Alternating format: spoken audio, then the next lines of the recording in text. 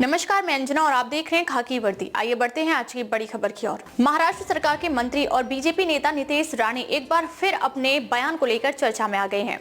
उन्होंने हाल ही में कहा है कि शिवसेना यानी यूबीटी और अन्य विपक्षी दलों के समर्थकों को उनके क्षेत्रों के विकास के लिए कोई भी निधि नहीं मिलेगी। यह टिप्पणी उन्होंने सिंधुदुर्ग जिले के ओरोस में बीजेपी कार्यकर्ताओं की बैठक के दौरान की। अगर महाविकास अघाड़ी यानी एमवीए के कार्यकर्ता अपने क्षेत्र में विकास चाहते हैं तो उन्हें बीजेपी में शामिल होना होगा। उन्होंने आगे कहा, एमवीए के कई कार्यकर्ता पहले ही बीजेपी में शामिल हो चुके हैं और मैं उन सभी को भी ऐसा करने के लिए प्रेरित करता हूं जो अभी तक शामिल नहीं हुए हैं। केवल महायुति के कार्यकर्ताओं को ही कोष मिलेगा। अगर किसी गांव में एमबीए से जुड़ा हुआ सरपंच या अन्य पदाधिकारी है तो उसे एक भी रुपया नहीं मिलेगा।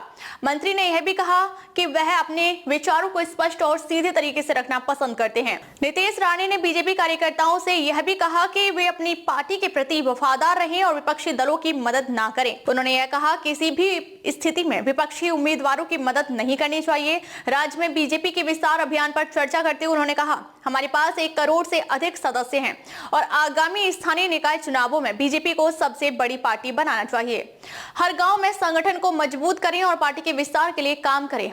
राणे ने यह भी कहा, हमारा लक्ष्य बीजेपी उम्मीदवारों की 100% जीत है।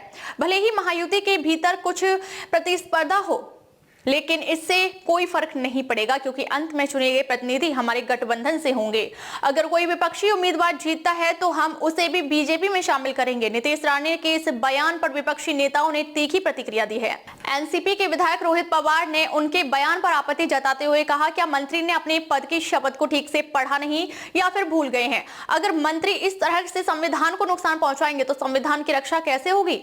शिवसेना यानी यूबीटी की नेता सुषमा अंधारे ने भी इस पर सवाल उठाया और पूछा कि क्या प्रधानमंत्री और उनकी पार्टी को इस तरह के बयानों पर कुछ बोलना चाहिए, खासकर जब वे भारत को विश्व गुरु बनाने की बात करते हैं। गोरेगांव रेलवे स्टेशन से 5 साल के बच्चे का अपहरण, 24 घंटे में आरोपी गिरफ्तार। बोरीवली रेलवे पुलिस ने 5 साल के बच्चे के अपहरण की गुत्थी को सुलझाते हुए आरोपी को कल्याण से गिरफ्तार किया है और 5 साल के बच्चे को सही सलामत बरामद कर लिया है। आरोपी बच्चे को अपहरण करने का सही कारण नहीं बताया है। पुलिस आरोपी से गहन पूछताछ कर रही है।